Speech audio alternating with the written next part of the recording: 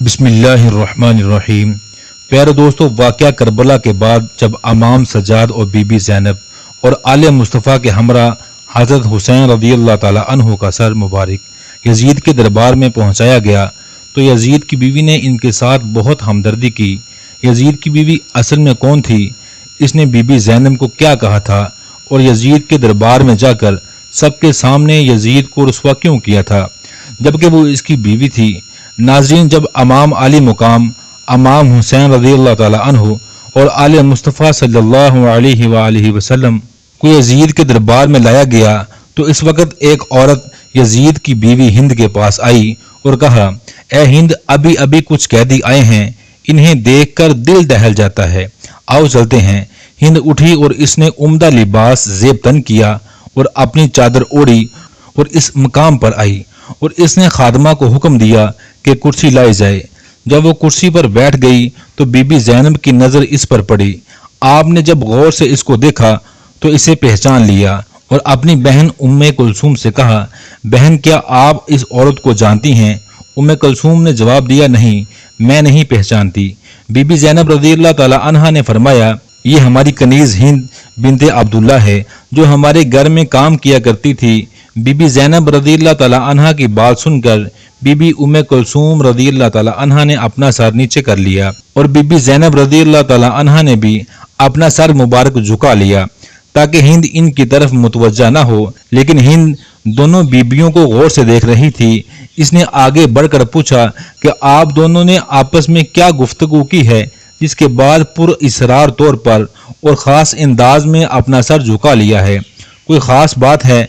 बीबी ज़ैनब रज़ियल्लाहु ताला अन्हा ने कोई जवाब नहीं दिया और खामोश रही। इस हिंद ने फिर से पूछा, आप किस इलाके से ताल्लुक़ रखती हैं? अब बीबी ज़ैनब रज़ियल्लाहु ताला अन्हा खामोश न रह सकी और फरमाया, हम मदीना मुनव्वरा के रहने वाले हैं। जब हिंद ने मदीना मुनव्वरा का नाम सुना और अपनी कुर्सी छोड़ दी और एहतराम से खड़ी हो गई और पूछने लगी, बहन, क्या आप मदीने वालों को जानती हैं? बीबी ज़ैनब रज़ियल्लाहु ताला अन्हा ने फरमाया, तुम किन मदीने वालों की बात कर रही हो और किन के बारे में पूछ रही हो? हिंद ने कहा, मैं हज़रत अली रज़ियल्लाहु ताला अन्हा और इनके घर वालों के मुतल्लिक पूछना चाहती हूँ। हज़रत अली रज़ियल्लाहु ताला अन्हा का नाम लेकर हिंद की आंखों में आंसू जारी हो गए और वो खुद कहने लगी कि मैं इस घर की खादमा थी और वहाँ काम किया करती थी, मुझे इस घराने से बहुत मोहब्बत है। बीबी ज़ैनब रज़ियल्लाहु ताला अन्हा ने पूछा, तुम इस घर के किन अफराद को जानती हो और किन के मुतल्लिक पूछना चाहती हो? हिंद ने कहा, मैं हज़रत अली रज़ियल्लाहु ताला अन्हु की औलाद का हाल मालूम करना चाहती हूँ। मैं इमाम हुसैन रज़ियल्लाहु ताला अन्हु और औलाद हुसैन रज़ियल्लाहु ताला अन्हु और हज़रत अली रज़ियल्लाहु ताला अन्हु की पाकबाज बेटियों का हाल मालूम करना चाहती हूँ। ख़ास तौर पर मैं अपनी आकाज़ादियों ज़ैनब रज़ियल्लाहु ताला अन्हा और उम्मे कुलसूम रज़ियल्लाहु ताला अन्हा की खैरियत मालूम करना चाहती हूँ और इसी तरह हज़रत फातिमा रज़ियल्लाहु ताला अन्हा की दूसरी औलाद के मुतल्लिक मालूम करना चाहती हूँ। बीबी ज़ैनब रज़ियल्लाहु ताला अन्हा ने हिंद की बात सुनकर अश्कबार आंसुओं से जवाब दिया, तूने जो कुछ पूछा है मैं तुझे तफसील से बताती हूँ। तूने हज़रत अली रज़ियल्लाहु ताला अन्हु के घर के मुतल्लिक पूछा है, हम इस घर को खाली छोड़कर आई हैं। तूने हज़रत हुसैन रज़ियल्लाहु ताला अन्हु के मुतल्लिक दरियाफ्त करना चाहा है, तो ये देखो तुम्हारे आका हज़रत हुसैन रज़ियल्लाहु ताला अन्हु का सर तुम्हारे शौहर यजीद के सामने रखा है।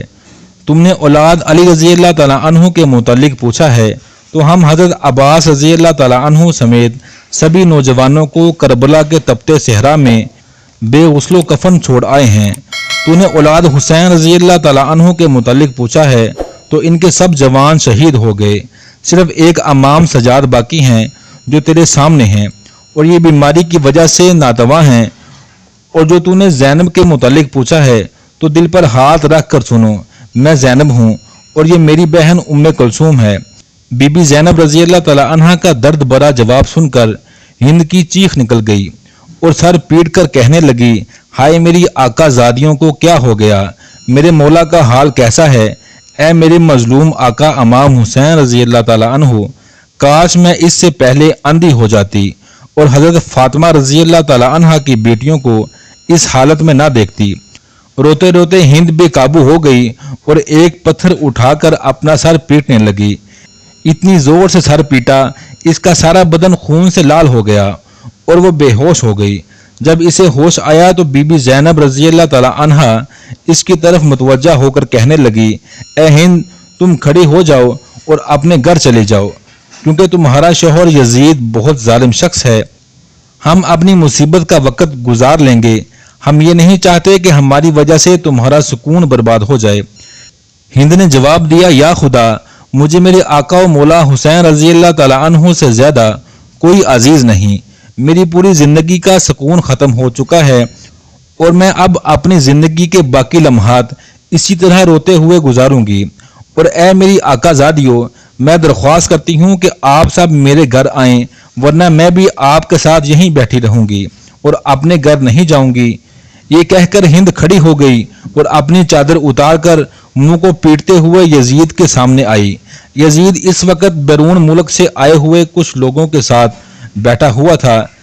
ہند نے یزید کو مخاطب کر کے کہا، اے یزید، کیا تم نے حکم دیا تھا کہ میرے آقا امام حسین رضی اللہ تعالی عنہ کا سر مبارک نوک نیزہ پر بلند کیا جائے اور دروازے پر لٹکایا جائے؟ یزید نے اپنی بیوی کو اس حالت میں دیکھا اور وہ فوراً اٹھ کھڑا ہوا اور بڑے دربار میں اس کا ننگا سر دیکھ کر اسے برداشت نہ کر سکا اور اپنی بیوی کو چادر پہنائی اور کہنے لگا کہ ہاں، میں نے حکم دیا ہے۔ اب نواسہ رسول پر ماتم کرنا چاہتی ہو تو بے شک کرو، لیکن حقیقت یہ ہے کہ ابن زیاد نے جلد بازی سے کام لیتے ہوئے امام حسین کو قتل کر دیا۔ جب یزید نے مکر و فریب سے بڑے جملے کہے تو اس وقت اس نے ہند کو چادر اڑائی اور ہند نے کہا، اے یزید، خدا تجھے تباہ کرے، اپنی بیوی کو دربار میں ننگا سر دیکھ کر تیری غیرت جاگ اٹھی، مگر تو رسول زادیوں کو سر عام برہنہ بازاروں اور درباروں میں لایا ہے۔ ان کی چادریں چھین کر انہیں نامحرموں کے سامنے لاتے وقت تیری غیرت کہاں مر گئی تھی؟ لعنت ہو تجھ پر، اے یزید۔ یہ منظر دیکھ کر یزید کی سب عورتیں چلا اٹھی اور یزید کے محل میں ایک ماتم برپا ہو گیا۔ ناظرین، اب تک کے لیے اتنا ہی، ملتے ہیں نیکسٹ ویڈیو میں، تب تک کے لیے اللہ نگہبان۔